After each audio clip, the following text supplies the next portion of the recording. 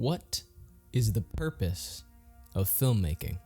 Is it to tell a cool story that you heard of one time? Is it to show off your new camera and show all the cool angles you can get with it?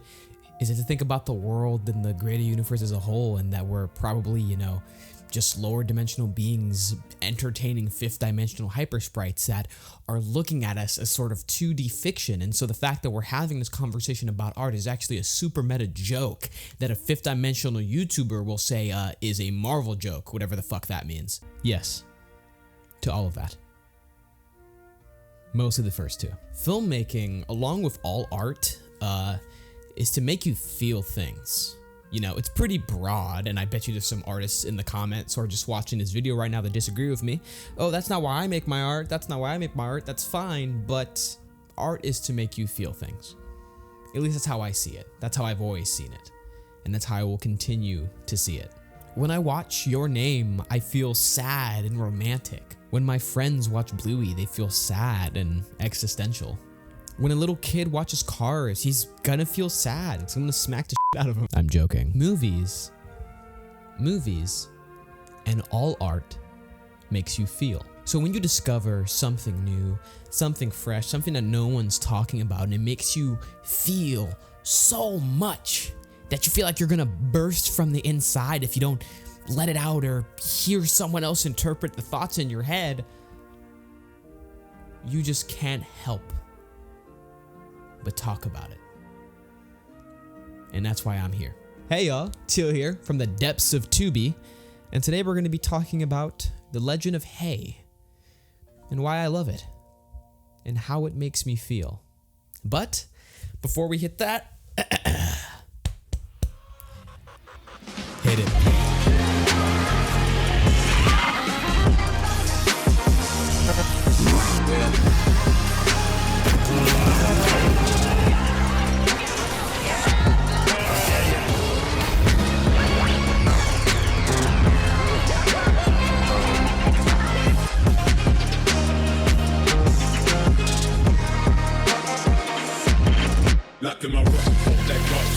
You start the movie with a shit ton of logos like that Family Guy cutaway gag, but right after that, you see a forest. It's a beautiful, luscious forest, one that you're probably not gonna run into in any big city, and if you do, you're gonna take a lot of time to just hang out there and take in the beauty, the green, just the vibes, the smell, how it feels to walk around, how it feels to lay down, and the fact that it's so rare. Just find yourself in such a beautiful place of nature. You see this cat. This is Hei, our protagonist. And like all people, when you see a black cat, you can't help but watch. Like, that's sort of how it feels, right? When people see animals, whether they're scared of them or not, like it can be like a little dog or a fucking lion, and people just want to, from a variety of distances relative to if they're white or not, they'll just want to watch and see this creature at peace. Some people may interpret that as judging or even like viewing them as lesser than us, but I feel like it's like viewing something that we can't experience.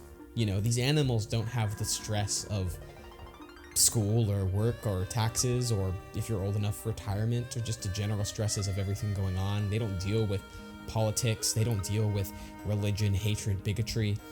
They are allowed to be in this moment of peace that we cannot be in. And I think that's why we like to look at animals, because they can't possibly know the struggles of humanity.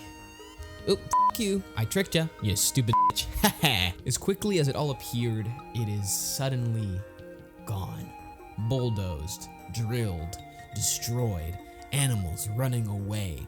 What happened? Industrialization happened. We happened. Hei finds himself literally in the garbage as a result of this first encounter, at least that we're aware of, with humanity. But the movie doesn't end there, because that wouldn't be a movie. That'd be more like a short, or like a TikTok, or a Vine. Do you guys remember Vine? Yeah, but that back. Is there someone, if you're too young to remember Vine, comment below. I'd love to know. That's not a joke. Please actually do that. I want to know. Hei decides to make a choice. He decides to leave the garbage and take a journey. Walk around the entirety of mainland China, interacting with the ins and outs of nature, of different animals, of different landscapes, of humanity. Its controversial parts, and its beauty. And then the opening credits start. That's how the movie starts, by the way. That's like 15 minutes in. It starts like that. No dialogue, no exposition, no nothing. And I'm not trying to sound like an old head, you know, like, look at this. No twerking, no money, no grills, no guns, just good old-fashioned rap music. But seriously, the beginning of this movie is really, really nice. It draws you in without any effort at all. It just kind of throws you in, shows you this world, shows you this character, and in a short 8 minutes, at least for me, I cared about this cat like it was my own fucking son. All that, again, without any dialogue, without any exposition, without barely anything. At this point, you probably don't even know what the movie is about, but you do know that you care a whole lot about this cat. That's empathy. Something that a lot of writers take months to do really well, and something that we get in this movie before we know who's fucking in it. Did you know he's in the movie? I love this guy. Watching Hei explore China takes up the entirety of the opening credits, seeing him interact with the pristine painted backgrounds and the, just beautiful background music playing. It's very, very calming, and it's just, gets me in my heart. It's really nice. I'm a firm believer that the beginning of anything is the most important part. Okay, I'm the kind of person that will drop something if it's not interesting immediately. I have dropped numerous shows in the first episode because I didn't care. I'm being dead serious. And I think beginnings are really hard to do because you have to give the audience an impression of what your story is, but this is also the first impression of what your story is. And it's hard to get, there is no perfect formula. I wish I could sit here being like, this is actually what you're supposed to do at the beginning every time, but if that was true, then every single beginning would look the exact same. But in The Legend of Hei, it kind of doesn't really show you what the movie is about in a grander scale. I mean, thematically, this is a great opening, and it connects to the themes of environmentalism and humanity really, really well, but for this, you don't know what the movie's about just looking at that. However, it still brings you in. When I found the movie on the internet, I had no clue what this movie was about. Literally nothing. I didn't read the description. I just scrolled down, clicked play, and started watching. And I was hooked. Watching this first part, I was absolutely hooked. I was like, if this is what the movie's gonna get me, if this is what it's making me feel right now, geez Louise, imagine what it's gonna make you feel later. Watching Hei explore China with the visuals, with the music, with what we just saw, this connects us to Hei. This connection is made much stronger when we start to get introduced to other characters. This includes Stormend, this guy. He's a spirit. Yeah, it can go from furry to elf. This is also where we learn that Hei is a spirit as well, and we see his human form. This is adorable. This is the cutest thing. How do I get a figure of this? We learn that Hei is a spirit, Stormend is a spirit, and, Stormend comes into the scene protecting Hei from a group of, human gang members that are just trying to attack this fucking cat, because I guess we're the worst people ever. It might be true, though. I mean, TikTok's arguing about fucking bears. Jesus Christ, everyone shut up. It doesn't matter. But Stormend comes in protecting Hei, and for the audience, we can relate to that. We just saw Hei go through all that. We want to protect this little guy. Stormend wants to protect this little guy. Bro, me and Stormend might be besties, bro. Type shit. But Stormend takes Hei to a sanctuary for spirits. And we end up meeting some more characters. This guy, this guy, this guy, and this guy. I don't remember their names. I think one of them is Tiger Claw and one of them is Void. And if you can't tell, these characters don't really do it for me. I mean, they're not bad, you know, they definitely have personality and their designs are really good, but they just don't interest me all that much. They don't really have motive. That's it. They don't really have motivation. I figured it out. They're just sort of like there in the story. Like, they're not even tools, really. There's kind of like NPCs walking around. They're fun to look at, and they're definitely fun to hear talk, but they're not at all interesting for me to really interact with. However, Stormend and Hei are very interesting characters, and I think the most important part is that even though these other side characters aren't the most interesting on their own, their interactions with Hei are really good. Again, Hei is someone who we saw live in the forest alone, and then he lost his home. And he is alone. I mean, he has this little fucking black thing, but I don't know what that is, and I still don't get it. But Hei being here makes him feel welcome. He gets food, he gets friends, he knows he's safe, he knows he's away from people that can hurt him. And us as the audience, we're like, hell yeah. We like Hei, we want Hei to be safe, we like this. Good job, guys. And we're on the side of these people, even if they're not immediately the most interesting or the most captivating or even great or good characters, to be honest. But it doesn't really matter if we don't like the other characters, because we soon get introduced to this guy. This is Infinity, real name, and he is a human whose job is to regulate spirits that are sort of acting out of line. We get this beginning scene, and he has an aura about him that's just so fucking cool. Like, it's that same aura that like a Kakashi or a Shoto Aizawa or a Gojo Satoru have. Like, he has the vibe that if this movie was way more popular, people would absolutely love him. Like, why are we not getting more edits of this guy? Like, I'm trying to see this dude on my For You page every single second. Like, I'm recording on my phone. If you're listening, I'm talking to my phone right now. If you're listening to me, show me Legend of Hei edits. And from the moment that Infinity is introduced, I learned that Legend of Hei isn't just a feel-good movie about spirits hanging out and learn to love each other and maybe having some interactions with the gooey humans. I learned that Legend of Hei was a fantasy action-adventure movie with jaw-dropping animation. The animation in this movie never ceases to blow my mind whenever I watch it. The style of the movie sort of reminds me of like classic Ghibli or even some mascot art, because it's super simplified in its designs and how it has its characters. The character design is honestly pretty good in my opinion. But even with that simplicity, when it moves, oh boy, does it move. It has a speed and flow to it that's kind of hard to describe. Like, it's super high energy, but like, it doesn't feel sharp. Like, instead of, let's use this analogy, instead of, you know, lightning zaps of action like Dragon Ball Z or My Hero Academia or Jujutsu Kaisen, it sort of feels like a huge wave, but in the middle of the ocean. Like, it's powerful and you can feel it, but it leaves no destruction behind. It's kind of like peaceful in a way.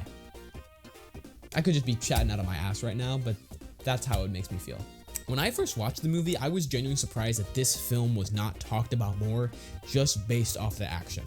People love action, people love fight scenes, and in my opinion, these are some of the best animated fight scenes I have ever seen in my life. Hell, I'll say this, even if you're not personally interested in the movie itself, like if it doesn't interest you, go on YouTube and watch some fight scenes. Like, they're amazing, they're jaw-dropping, they are just a spectacle to behold.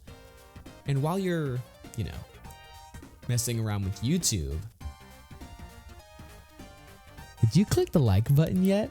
I know, I'm being an annoying YouTuber interrupting the video, but I want to take this short amount of time to thank all of you so much for the support. Not only has the Gravity Falls video been doing great, but the X-Men 97 video is at like 2K or something, and you guys absolutely smashed that like goal last time. I mean, I'm gonna have to make that X-Men retrospective at some point. Trust me, I will.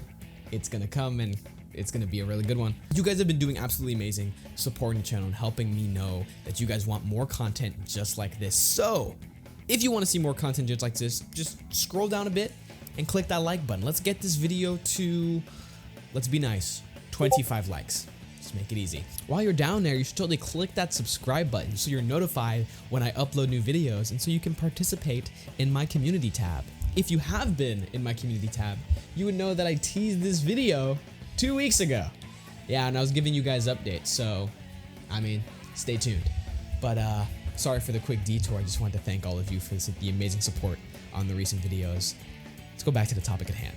The action and animation transports you into the world. You feel the speed. When something goes fast as hell, you catch yourself trying to keep track of it, but it's not jarring. It feels like a choice. It feels like it's letting you know that just like Hei, the difference in strength between you and them is far greater than you can ever imagine. And when it's the end of the movie and Hei is suddenly at an equal playing field to the antagonists, the action adjusts. It's a lot more static. It follows Hei instead of Hei following it. Talking about fights, let's talk about how they fight. And I don't know if you've realized, but this isn't your regular kung fu. No. It's magic. And if you know me, you would know I'm kind of an asshole when it comes to magic and how magic is written in stories. I'm a big believer in Sanderson's 3 laws of magic systems, coined by, Brandon Sanderson of Stormlight Archives and the Cosmere and stuff like that. Law 1. An author's ability to solve conflict with magic is directly proportional to the reader's understanding of said magic. Law 2. Limitations over power. Law 3. Expand on what you have before adding anything new. And when I say I'm an asshole, I'm being 100% serious. I am kind of very rude when it comes to magic systems, and I think I'm a bit too harsh. I mean, the Owl House, at least season 1, has a very flimsy magic system, and I used to talk about it a lot in this video I did with my good friend Offbeat Kiki. Link in the description. Hell, one of the most famous manga of all time, Naruto, has a, in my opinion, really bad magic system. Like, chakra is pretty clear in the beginning. They go out of their way to over-explain stuff. Like, we understand, jutsus and chakra natures, but then they start adding all these different eyes and all these crazier jutsus, and then people are making fucking spirit mechs, and then moons are coming down, and then fucking aliens and point is, I'm an asshole. But the Legend of Hei does magic really, really well. It keeps it simple and familiar without feeling repetitive. Legend of Hei explains its magic system drip by drip. At first it seems pretty soft. I mean, we see some magic here and there, but it's, not really explaining too much, but it's never essential to the story. However, as the movie goes on, we start to see some consistencies with the magic. Like, Infinity only controls these bands that we eventually learn is metal. I don't know if that was obvious to anyone else. I thought they were silly bands, like the shit you slap. What's it called? Wrist slappers? Bah, bah. Yeah. Later, through Infinity explaining it to Hei, we learn that the magic is based on the Chinese elements: fire, water, earth, wood, metal, and void, or ether, or spirit, or whatever you consider it. That 6th element is sort of dependent on the culture and the source and the time period and the people, and it's very flimsy, and I'm no expert on it, but in this story, it's void. Once you get this, you kind of clock what's going on. Like many other elemental systems, it's a simple, you have a type of element, you can control that type of element. And sometimes you can control 2, but the second one that we see is just void. So again, void is still that 6th element that isn't in that typical cycle. So obviously that's an outlier.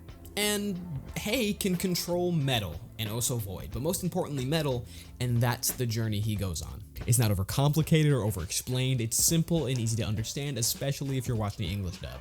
I can admit, the first time I watched it, I was a bit lost because I was watching the original Mandarin version with subtitles, and the subtitles may or may not have been really bad. The magic surrounding the spirits is a bit more vague, but it seems to be a bit more soft, and aside from one moment, it's never really used to solve any plot things. However, we do know that they could turn to furries sometimes, so if you're into that. As we follow Hei on his journey of learning metal, he is being taught and mentored by none other than Infinity, who just a few minutes ago mollywopped all the other spirits. Now Hei and Infinity are forced to go back home together on a raft since Stormend, in a last-ditch effort, destroyed the last exit off the island and sadly left Hei behind. These two have a relationship that I can really get behind. Hei is a classic stubborn brat type of protagonist. Like, he wants stuff, he cannot admit when he needs help or when he messes up or when he is feeling bad, and he has a lot of spunk. But instead of coming out of nowhere and having to learn why he acts like this, we already know why he acts like this. The beginning scene.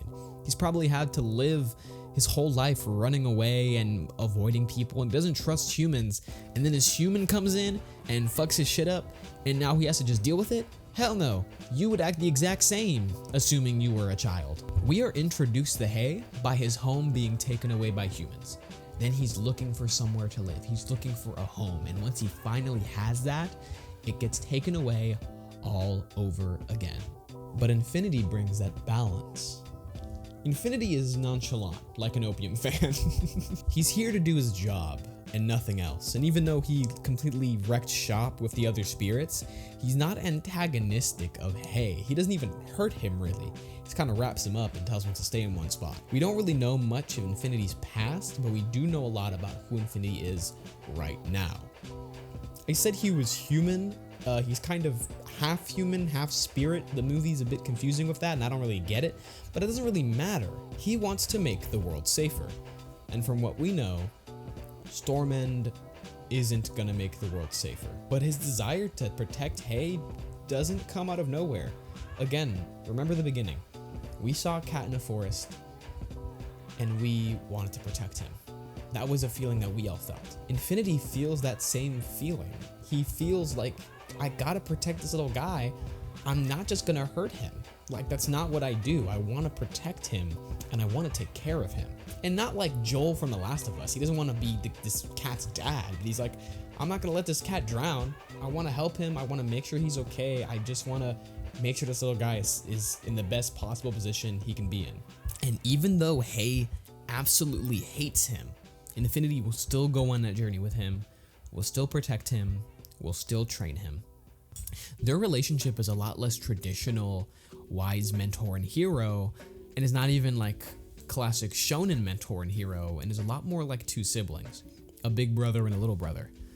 And yeah, there's some tension, there's some animosity there, but when they got no one else, they've got each other. And it takes a while to build. It doesn't just come out of nowhere, but we see it build slowly, day by day.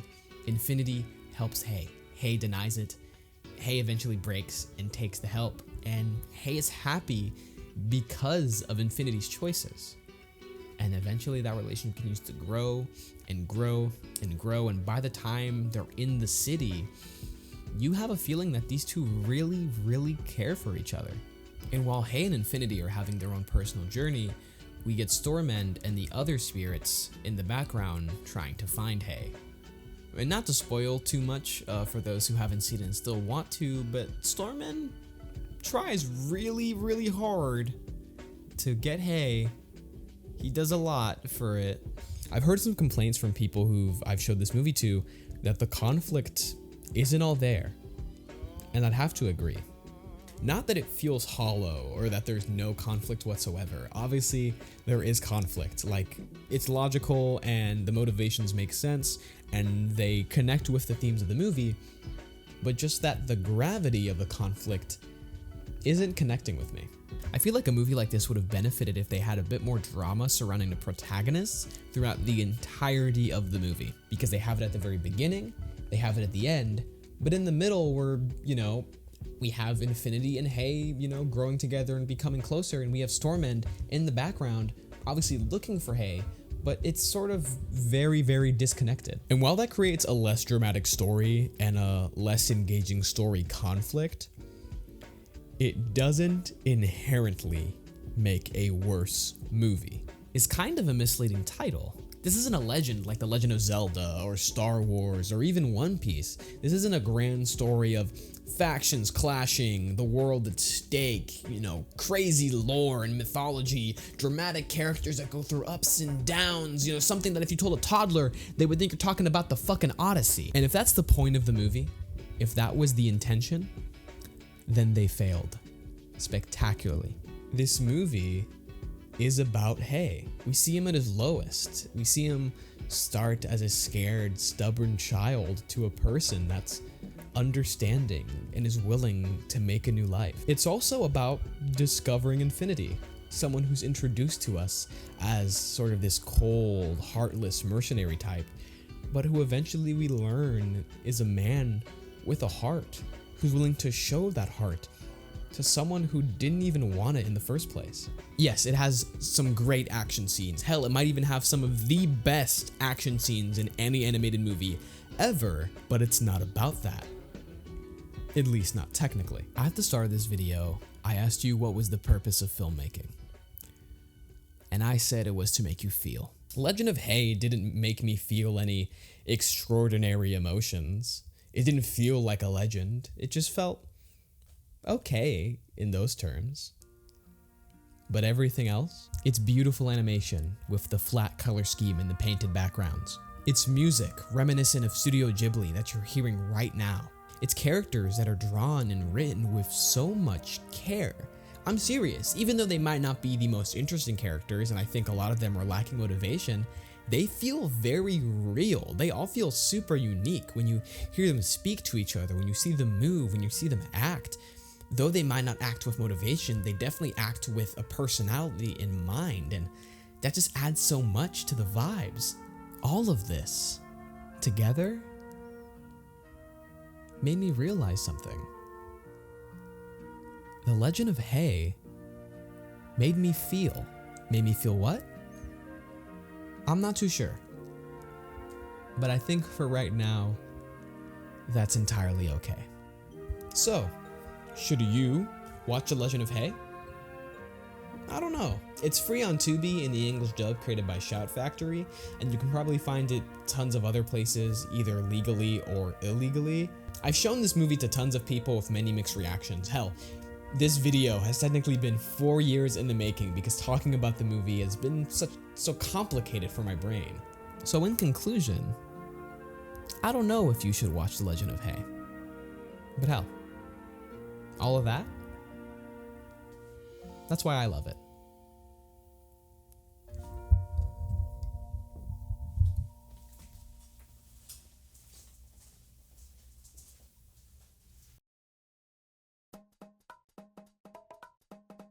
Sorry to break immersion. Hey, it's Chillixion here. There's no video because my camera ran out of space. But that's okay. I don't even know if I'm gonna put this in a video. But thank you so much for watching. This video, again, has been 4 years in the making. I love this movie. It's honestly one of my favorites, and I really hope that I communicated why I like this movie so much in this video. And if you enjoyed this video, and haven't already, despite me telling you, you should definitely click that like button and let me know. Remember, 25 likes is the goal for this. Also, click that subscribe button, you know? Stay tuned for new videos. You know, I promise more is coming. I've been accurate. I've been making more music's also coming. I make music, by the way. I have a Has Been Hotel song that's been out for a while, and hopefully a new song that's coming soon. Who knows? But yeah, thank you all so much for watching. You know, leave your thoughts down in the comments below. And by the way, if I put this in a video, then you'll know I'm going to MOMOCON 2024. From the 24th to the 27th, I will be there. I'm not hosting any panels, but I'm gonna be around, you know, the other Black cartoon community people. You know, your Man of a Thousand Thoughts, your Veritas Joes, your Terrific Tariqs, and stuff like that. So yeah, if you see me at MOMOCON and want to say hi, say hi. You know, high five, do some dap, I don't know, a kiss. Don't give me a kiss, I'll slap you. That's not a joke. But yeah, thank you all so much for watching, and I'll see all of you in the next video, and I hope all of you have a damn good one. Peace.